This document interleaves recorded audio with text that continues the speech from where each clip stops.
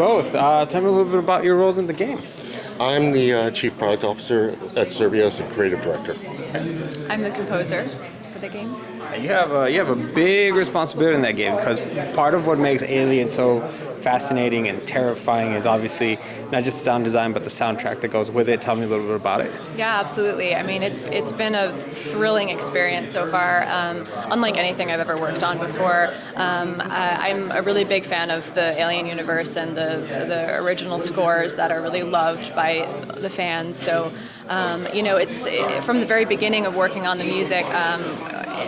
In my conversations with Survios and the audio lead, Chris Stang, we talked a lot about how to pay tribute to the original scores, but also do something new. And so this game is really unlike anything that's ever existed before. So we really wanted to do something cutting edge and modern, and that involved a lot of, recording of unusual instruments played in non-traditional ways, mic'd in different ways, which create very interesting effects that kind of walk the line between sound design and music. So I've had the opportunity to be very creative in terms of making sounds that feel very close to you as a player and also very distant. And hopefully very unpredictable and scary. So, it's been a lot of fun. Yeah, it sounds terrifying. And speaking with some of your other co-workers, people ripping off headsets as they're working on it, what has been the process and how fun has it been? It's been great. And one of my mantras, like you mentioned, was if I can get someone to yank off the headset, like if I could literally chase them out of the hardware, then we've done our jobs. And just not too long ago, because we play test the game all the time, that's how you fine tune it, that's how you really get it balanced and feeling good. We bring people in to play the game. Someone came in and first Xenomorph they encountered, they pulled the helmet off. They pulled the headset off. They're like, nope, I can't do it.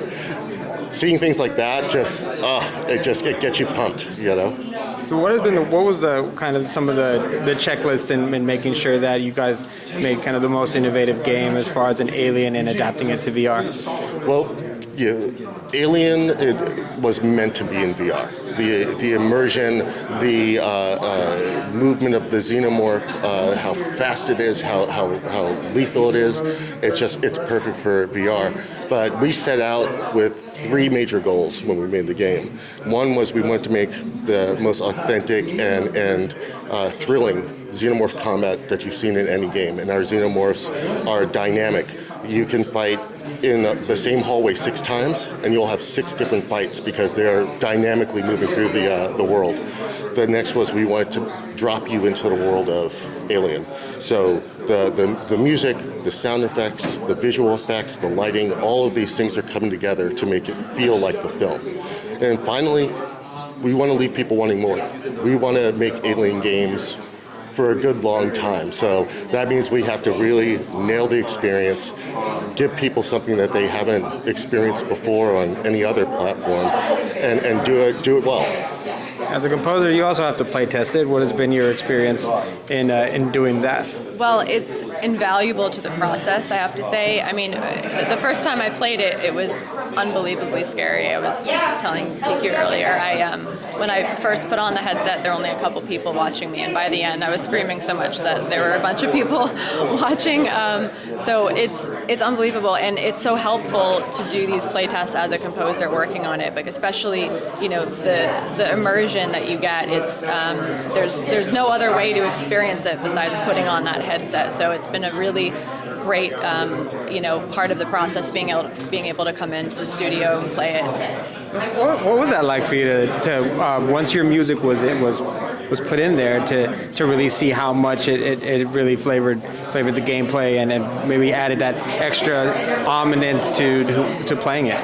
It's really enlightening because I think something that's so important and special about the game is the environment and all of the details that go into, like, the sound design, for instance. The sound of creaks and broken wires and sparks. All of those are, like, integral to the experience. So I think musically, I wanted to be very specific about how music functions, and so to not create a score that's wall-to-wall music where you're constantly hearing music, but it needs to work symbiotically with the sound design. So I think even playing the game made me realize what points we needed to take out music to get a really powerful effect. So yeah, it's been really great to play it along the process. What are you looking forward to fans to see the most when they pick this up in the fall winter, I believe it is? It's coming out this holiday, and I'm just really looking forward to fans experiencing Xenomorphs in a way that they never have before.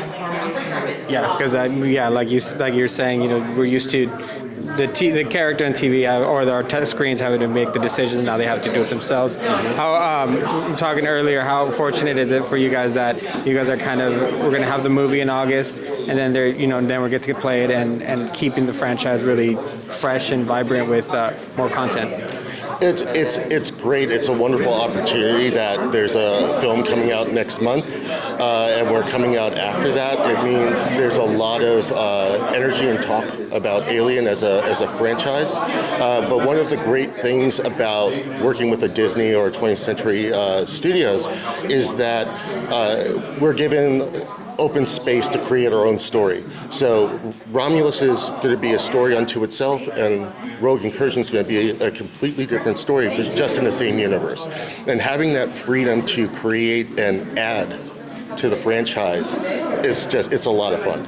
Yeah, and it gives us new stories to play through, new characters to meet, and have more fun with it. Thank you so much for your time. I appreciate it. It was nice to meet you both.